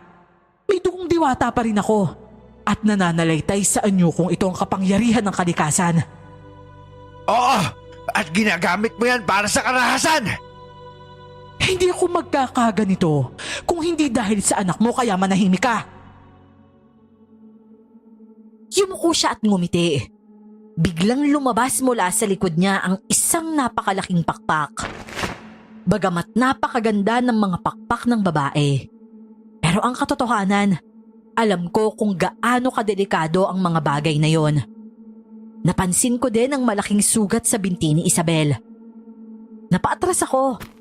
Pero si Rina naman, imbis na lumayo ay inangat pa ang kamay at hinawak-hawakan niya ang pakpak ni Isabel. Ngumingiti pa siya. Sumigaw ako para balaan siya. Binunyag ko nang ang magandang babaeng yon ay hindi lang ang nililigawan ni JP. Pero siya rin ang mandurugo na sinaksa ko sa hita. Pero huli na ang lahat para kay Rina. Biglang dinakma ni Isabel ang ulo niya at nilublob sa tubig ng talon. Sandali! Sandali! Huwag mo akong lunurin! Tama na! Nalulunod na siya! At ano namang pakialam mo sa kanya? Hoy! Tama na yan, Isabel! Tama na! Wala naman siyang ginagawa masama sa'yo! Tama ka naman sa sinasabi mo. Rina! Rina, gumising ka! Wala ka nang magagawa. Hindi siya magigising hanggat hindi ko sinasabi. Eh di papatayin na lang kita para matapos na ang lahat ng ito! Nagpapatawa ka ba? Sa palagay mo anong laban mo sa akin? Eh nasugatan nga kita, di ba? Ito lang ba? Ilang oras lang ay maghihilom yan. Wala kang laban sa akin. Pero tapat ka naman sa pinangako mo. Nirerespeto ko ang mga taong sumusunod sa usapan. Hinayaan mong makuha ko ang babae kaya hindi kita papatayin. Teka, anong gagawin mo kay Denise? At nasa si JP? Huwag ka nang umasa na makakabalik pa sila. Magpasalamat ka na lang na binuhay pa kita dahil sa usapan natin. Bibigyan kita ng huling pagkakataon. Iligtas mo na lang ang sarili mo. Umalis ka na dito. Lumipad paalis ang dalaga. Agad naman namin siyang sinundan ng alaga kong uwak. Iniwan ko ang walang malay na si Rina sa pangakong babalikan ko siya. Sinundan namin ang malaking ibon. Paakyat pa ng paakyat ng bundok. Hanggang sa makarating sa pugad ng mandurugo na katabi ng bangin. Napasigaw ako sa awa ng madatna ng kalunos-lunos na sinapit ng anak ko. Mukhang ilang araw na siyang pinapahirapan ng husto. Hindi nagkakalayo ang sinapit niya sa katawan na natagpuan sa paanan ng bundok. Punong-puno siya ng kalmot sa mukha at buong katawan. Ang ibang kalmot, mas malalim at kulay berde at itim na dahil na rin sa impeksyon. Sinubukan kong tanggalin ang mga nakapulupot sa kanya gamit ang aking punyal. Pero kahit putulin, kusang bumabalik ang mga ito. Dito ko napansin na hindi lang ito normal na tali. Mga ugat ito ng malalaking puno. Huwag mo nang subukan. Walang bisa ang mga sandata mo dito. Sinabi ko na sa'yo, hindi ba? Iligtas mo na lang ang sarili mo. Pero pinili mo pa rin sundan ako. Tanga ka lang ba talaga o gusto mo na rin mamatay? Hindi ko iiwan yung anak ko. Magkakamatayan na tayo dito! Kung yan ang desisyon mo, mabuti na rin dahil magsama-sama kayong lahat. Gusto kong maranasan mo ang sakit na pinadama sa akin. Gusto kong maintindihan mo na hindi ako ang may sala, kundi ang anak mo. Oo, marami kasalanan si JP. Totoo yun. Pasawayan at babaero. Pero mabuti pa rin siyang tao. Hindi ba siya mananagot sa ginawa niya? Minsang ipinangako sa akin ng anak mo ang tunay na pag-ibig. Pero wala. Sinungaling siya. Alam mo bang yun ang pinakakinagagalit ko? Ang mga salawahan at sinungaling. Bakit hindi ka na lang magpatawad, Isabel? Lahat ng tao nagkakamali. Hindi pa ba sapat yung ginawa mo sa kanya? Magpatawad? Marahil sa mundo ng mga tao, kaya niyong palagpasin ang lahat ng kalokohan. Pero para sa uri ko, hindi ito maaari. Alam mo bang nawala sa akin?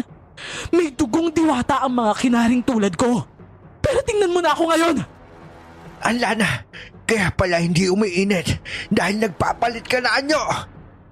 Oo, hindi aswang ang mga kinari. Pero bawat araw na lumilipas, nawawala ang pagiging diwata ko. Nagiging ganap na akong aswang. At darating ang araw na hindi na ako makakabalik pa sa dati kong anyo. Baka matulungan kita. Baka may gamot o di kaya... Wala! Ito ang kapalit dahil inibig ko ang anak mo. Wagas ang mga kinari kong umibig. Pinaglilingkuran at minamahal ng tapat ang aming napipili. Hindi katulad yung mga tao! Dahil kay JP, hindi ka na makakabalik bilang diwata. Naging aswang ka dahil sa kanya. Oo. At nalaman kong hindi dalisay ang pagmamahal na binigay niya. Matapos ko siyang tanggapin ng buo, nagbago ako mula sa isang magandang diwata patungo sa nakakatakot na itsura ko ngayon. Lahat ng dahil sa nasirang tiwala at pag-ibig. Pero bakit? Ganun ba ka makapangyarihan yung nasirang pag-ibig? Oo. At tingnan mo ako ngayon. Sinabi ko sa sarili ko na hindi ako matutulad sa mga mandurugo. Kahit kailan hindi ako magpapatalo sa isang lalaking katulad ng anak mo. Pero ano? Matapos niya akong paniwalain na wagas at totoo ang pag-ibig niya. Matapos kong ibigay ang puso at katawan ko sa kanya, malalaman ko na salawahan pala siya. Ibig mo sabihin? Oo. Ginamit lang akong palausan ng anak mo. Matapos niyang makuha ang gusto niya, pinagpalit na ako agad sa iba. Kitang-kita ko pa silang dalawa ng sarili kong mga mata. Dito pa sa bundok kung saan ako nakatira. Nako, Diyos ko naman, JP. Masisisi mo ba ako? Masisisi mo ba ako kung gusto kong maghigante? Isabel, hindi ko maitatanggay na nagtaksil si JP. Masama ang nag-iasal niya sa'yo. Sinaktan ka niya ng husto. Pero hanapin mo sana sa kalooban mo na magpatawad. Dahil kung hindi, kakainin ka lang ng pagkasuklam. Wala akong pakialam! Paano na yung mga nasaktan mo din? Si Ma'am Pedring, si Rina. Wala silang kinalaman sa nadurog mong puso. Pero pinatay mo yung mga ngaso at sinaktan mo dahil nasaktan ka. Ang sarili mo lang iniisip mo. Dahil wala namang ibang mag-iisip at mag-aalaga sa akin kundi ako lang din. Wala akong pakialam kung masaktan kayong lahat. Makukuha ko ang paghihiganting nararapat para sa akin. At ano? Papatay mo kami lahat? Pag nangyari ba yun, matatahimik ka na? Hindi ko alam. Siguro malalaman natin pag nakamit ko na ang inaasam kong hustisya. Matapos niyang sabihin ito, bigla siyang lumipad pataas, patungo sa mga naglalakihang puno. At dahil dito, sinubukan ko ulit kalagan sa mga ugat na nakagapos sa kanya si JP. Pero umagaw ng aking pansin ang biglang humampas na katawan sa gilid ko mula sa langit. Nanlaki ang mga mata ko nang makita ko ang katawan ni Denise. Naliligo sa dugo ang babae. Luray-luray ang mga damit at malaki ang mga sugat sa muka. Denise! Yan ang napapala ng mga malalanding katulad mo! Diyos ko, Isabel! Anong ginawa mo sa kanya? Huwag kang mag-alala. Hindi pa yan patay. Gusto ko pang patagalin ang paghihirap niya. Gusto ko siyang magdusa ng mas matagal sa anak mo. Kababaeng tao, hindi siya marunong rumispeto sa kapwa babae. Talaga siya pa yung lapit ng lapit. Walang kwenta ang babaeng yan. Wala kang awa. Sino ka para husgahan kung sino dapat mabuhay at mamatay? Hindi ka Diyos para magpataw ng parusa. Meron namang karma. Hindi mo kailangan tugisin ang lahat na may nagawang mali sa'yo. Kakainin ka lang na kadiliman. Mapupuno ang puso mo ng galit. Wala nang makakapagbago ng isip ko. Ito ang ginawa sa akin ng anak mo. Kahit anong mangyari, pwede mo pa rin piliin ang kabutihan. Masama man na itinuring sa'yo ng iba. Hindi yun dahilan para maging masama ka rin. Madali lang iyang sabihin dahil hindi ikaw ang aswang ngayon. Kahit ano pang sabihin mo sa akin, magsama-sama kayong mamatay dito sa bangin na to. Magpaalam ka na sa walang kwenta mong anak. Sa isang iglap, bumuka ang pakpak niya at biglang pinalibutan nito ang buo kong katawan. Napakahigpit ng pagkakayapos niya sa akin. Hindi na ako makahinga at tuluyan nang nadudurog ang mga buto ko sa dibdib. Aray ko! Sobrang sakit! Katapusan mo na! JP, gumising ka! Magpaalam ka na sa tatay mo! Pagkasabi niya nito, dahan-dahang natatanggal ang mga ugat ng puno na nakapulupot sa katawan ni JP. At dahil dito ay nagising na din si JP. Namulat na ang mga mata niya. Tay, Anak! Isabel, huwag mo idamay si tatay dito. Ako'y may atraso sa'yo. Hindi mo ba alam? Meron pa tayong isa pang bisita. Ang tagal mo na kasing walang malay eh. Ang dami nang nangyari. Ayan o, yung babaeng pinagpalit mo sa akin. Denise, teka, anong ginagawa mo sa kanila? Tama, dinala ko dito ang kalaguyo mo. Ngayon, mamili ka. Papakawalan ko ang tatay mo o babaeng yan. Huwag mo sila saktan. Ako yung may kasalanan sa'yo. Ako yung nanlakit sa'yo. Tantanan mo sila! Sinasabi mo bang hindi ka mamimili? Hindi. Ako na lang yung pagbayarin mo. Kundi pa sapat ang ginawa mong pagpaparusa sa akin. Patayin mo na lang ako para matahimik ka na, Isabel. Pero huwag mo na silang idamay. At ngayon nagkaroon ka na ng puso? Kung kailan huli na ang lahat? Pwes, ako na lang ang pipili. Lahat ng mahal mo sa buhay mamamatay. Lahat kayo! Bitawan mo ako! Sa gilid ng aking mga mata, nakita kong gumagapang na naman ang mga ugat ng puno pero sa pagkakataong ito, pumulupot ito sa katawan ni Denise. Sinasakal na nito ang dalaga. Sinubukan siyang lapitan ni JP pero hindi na siya makagapang sa pagod at mga sugat. Nangingisay na si Denise kaya nagdesisyon ako. Anak, sabihin mo si Denise ang pinili mo. Iligtas mo siya. Pero tay, hindi kita ipapahamak. Maniwala ka sa akin bago pa mahuli ang lahat. Sabihin mo na! Hoy Isabel, pinipili ko si Denise. Pakawalan mo siya. Utang na loob. Naghihingalo na siya. Mali na naman ang desisyon mo. Makikita mo ngayon kung paano magdusa ang tatay mo. Kahit sa huli yan pa rin babaeng yan ang pipiliin mo. Makikita mo ngayon kung paano mamatay ang tatay mo. Bigla ko na lang naramdaman na wala na sa lupa ang mga paa ko. Nasa ere na kami at lalo pang humigpit ang hawak sa akin ng aswang. Dahil alam kong magiging katapusan ko na kung hahayaan kong lumipas pa ang mga segundo sa ganitong posisyon. Pinagdikit ko ang mga labi ko at pilit na sumipol. Pero dahil sa kawalan ng hangin sa pagkakasakal sa akin, napakahina lang nito. Hindi pa siya nakontento at binuka niya ang kanyang bibig. At walang pasintabing kinagat ako sa leeg. Ramdam ko ang pagsipsip niya sa aking dugo. Nawawalan na ako ng malay kaya sa huling pagkakataon, nagawa kong makasipol. Nagdidilim na ang paningin ko nang makita kong tinugon ang pagsamo ko. Mula sa kakahuyan, humarurot ang alaga kong uwak sa ulo ni Isabel. At sa pagkagulat niya, nanlaki ang mga mata ng mandurugo. Doon na tinusok ng uwak ang kanan niyang mata. Pati yung kabila niyang mata, tinuka niya ng tinuka. Gumewang kami sa ere at nabitawan niya ako dahil sumirit ang dugo sa mata niya. Sabay kaming nahulog sa bangin. Yung binti ko!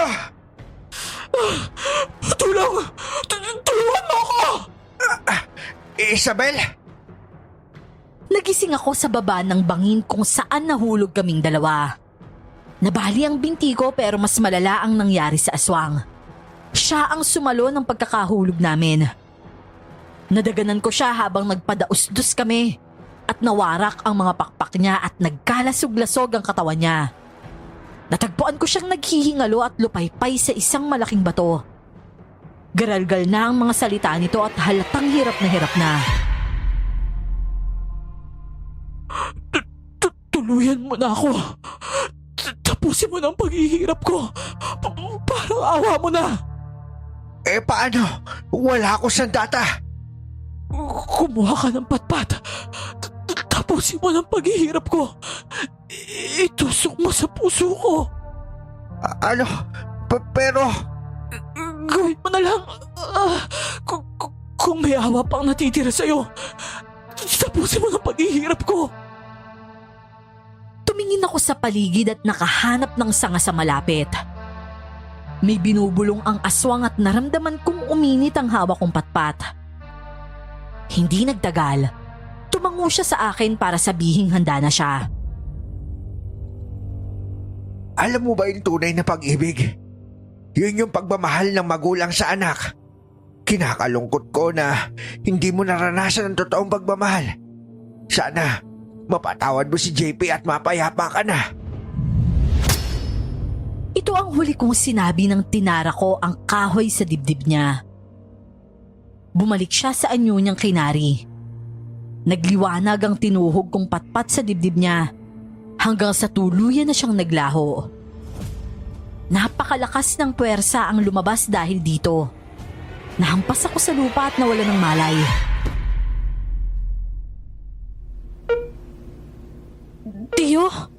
Tio Cardo? Tingnan mo, JP. Gumalaw yung mata niya. Tay! Gumising ka, Tay! Huwag mo siyang yugyugin, JP. Masakit pa yung katawan niya, sigurado. May bali yung buto niya eh. Huwag nga kayong maingay dyan. Hayaan nyo nga muna siyang magpahinga. Bakit ka ba nandito? Bumalik ka na nga sa sarili mong kwarto. Gusto ko ding dalawin si Mang Cardo eh. Pakialam mo ba? Wag na nga kayo magtalo. Baka mabwisit pa si tatay sa inyo pag nagising yan eh. Umalis na nga kayo. Ang iingay nyo eh. Sino ba namang hindi magigising sa gulo ninyong tatlo? Tay! Ay, salamat. Okay na si Tio. Kinakabahan na ako eh. Ano ba nangyari? Nasa ibaba lang ako ng bangin tapos paano ako nakarating dito sa ospital? Tay, si Rina yung nakahanap sa ating lahat. Teka, paano mo kami nahanap, Rina? Lahat kami sugatan o kaya walang malay. Sino pa bang tagapagligtas nating lahat? Di yung uwak nyo ho, Tio. Tinuka ako pa ulit-ulit eh. Ayaw akong tantanan. Nagising ako tapos tinuro niya sa akin kung nasan sila JP. Si Denise, grabe nga yung sinapit eh. Pero yun nga, sabi sa akin ni JP, nahulog daw kayo ng mandurugo sa bangin. Ginabayan ako ulit ng uwak kaya nahanap kita. Diyos ko pa, ang dami nangyari habang wala kami malay pala. Hindi ko nga ho alam kung buhay ka pa nung dinatnan kita, Tio. Pero tiningnan ko kagad kung humihinga ka pa. Mahinang-mahina na lang yun nun. Ginamot muna kita tapos nung medyo stable ka na, bumaba ako sa bundok tapos humingi ako ng tulong para sa inyo. Salamat, Insan ha. Kundi dahil sa'yo, tuluyan na kami napahamak. Oo nga, Rina. Alam mo, may puso ka pala kahit ganyan ka. Tinulungan ko yung mga kamag-anak ko, yung pamilya ko. Hindi ikaw, Denise. Nadamay ka lang. Hindi yan yung sinasabi mong nung nataranta ka dahil kinuha naman durugo si Denise. Sinisisi mo pa nga ako kasi pinabitaw kita sa matindi pagkakakapit mo sa kanya para lang hindi siya matangay. Talaga? Totoo ba yun? Uy, sinungaling ka, Tiyo. Hindi nga. Hindi naman sasabihin ni Tiyo yun kung hindi totoo. Hinayaan ko na lang magtalo ang dalawa. Lumingon ako kay JP at napakalaking pagbabago ang nangyari sa mukha niya. Nakayuko siya at parang nahihiya sa sarili. Oh, yan yun na pala mo. Kala mo makakaligtas ka sa sermon, ha? Ala naman, si tatay oh. May pasermon na naman. Ang dami ko nang pinagdaanan eh. O ano, gusto mong dagdagan ko pa yung sugat at pasa mo? Hindi ho. Pero seryoso tay. Hindi mo na ako kailangan sermonan kasi yun yung ibig ko sabihin. Ang dami ko pong napagtanto. Ilang araw ako dun sa pugad ng aswang eh. Ang daming oras mag-isip-isip. Grabe. Pinagsisisihan ko talaga lahat ng nagawa ko. O ano natutunan mo, Aber? Sige nga. Nakasalanan ko lahat ng ito. Hindi ni Rina at lalong hindi ni Denise. Ako ang sablay simulat sa pool pa lang. Kapay oo, ikaw talaga. Pasalamat ka nga, ganun pa yung nangyari. Nakaligtas pa rin tayong lahat. Hindi ko masasabi ang parehas kay Isabel. Hindi na po namin siya nakita. Sabi ni Rina, wala na daw siya sa bangin eh. Ano po ba nangyari sa kanya, tay? Naligtas ako sa pagkakahulog dahil sa kanya. Napakapit ata ako sa kanya, kaya siya yung napuruhan. Pero masyado na siyang maraming tinamong pinsala sa katawan niya. Kaya nung nasa baba na kami, naghihingalo na siya. Hirap na siya kaya ang sabi niya, tapusin ko na siya. Naku, nakakaawa naman si Isabel. Kahit pinahirapan niya ako, naintindihan ko yung galit niya sa akin. Nagsisisi na po talaga ako. Kaso huli na yung lahat. Ayaw niya nang tanggapin yung paghingi ko ng tawad eh. Hindi sa lahat ng pagkakataon, pwede ka sige na sige nang hindi mo iniisip yung ginagawa mo. Tignan mo, nasira yung buhay niya dahil sa kalokohan mo. Alam ko ho yun, tay. Habang buhay ko hong dadalhin yung konsensya na yun. At ngayon tuwing titingin ako sa salamin, makikita ko tong peklat sa mukha ko bilang paalala sa ginawa ko. Ay, sana mahanap niya yung kapayapaan. At ikaw siguraduhin mo magbabago ka na sa pagkakataong ito. Seryoso ako, JP. Tay, hindi nyo na kailangan sabihin. Hindi na rin ako mangangako. Gagawin ko na lang. Papatunayan ko na lang na natuto na ako. Tiyo, bawiin mo nga yung sinabi mo kanina. Hindi naman totoo yun eh. Ayoko talaga dito sa babaeng to. Che, ikaw nga yung pasimuno ng camping sa bundok eh. Kaya nangyari to lahat. Nagsorry naman ako kay Tiyo. Nakabawi ka na ng tuluyan, Rina. Kami pa nga yung nagpapasalamat sa'yo kasi nailigtas mo kami. Pero utang na loob naman. Huwag naman na kayo ulit mag-aaya sa bundok. Oo, Tiyo, hindi na ho talaga. Mukhang buong buhay namin ito, tay. Hindi na kami iinom. Ayoko na. Hindi na maulit ang lahat ng to. Magpapakatino na talaga ako at hindi na po talaga ako mambababae. Sa mukha ko bang to, may papatol pa ba sa akin? At saka panahon na talaga para magbagong buhay. Sana nga, totohanin nyo, JP. Nakasira ka ng buhay dahil sa ginawa mo kalokohan. Alam ko masakit din ang sinapit mo sa kamay niya. Pero matuto na sana kayo sa mapait na sinapit nating lahat. Mag-ingat na dapat sa bawat kilos at desisyon nang hindi makapanakit ng kapwa. Hindi ko inakalang isang aswang pa ang magtuturo ng leksyon sa anak ko, Miss Clar. Maraming buhay ang nasira dahil sa masamang asal niya. Pagkalabas namin ng ospital, nakiramay kami sa burol ni Mang Pedring. Nagsikap din kami ni JP na kahit papano, mabigyan ng malaking abuloy si Aling Esther. Simula noon, inaabot-abutan din namin siya. Si Rina naman, nagbagong buhay na rin. Hininto na ang mga bisyo at balita ko, nag-aaral na daw sa Maynila.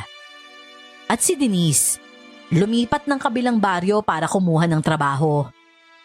Simula noon ay hindi na rin uminom si JP. Tinigil na ang pambababae at pagtambay. Kahit umayos na ulit ang mukha niya, naglaho na ang yabang at tigas ng ulo. Naging mas responsable na. May trabaho na siya ngayon at siya na ang sumusuporta sa akin. Tuloy pa rin naman ako sa pag-aalbularyo at minsan ay nagpupunta kaming dalawa sa bundok. Nag-aalay kami ng mga bulaklak sa paanan ng bangin. Hindi namatay ang anak ko, pero pinanghihinayangan ko ang buhay ni Isabel. Hindi na maibabalik ang nakaraan, pero sisiguraduhin kong isa itong leksyon na hindi namin makakalimutan lahat. Hanggang dito na lamang po ang aking kwento, Miss Clar. Maraming salamat at more power sa inyong channel.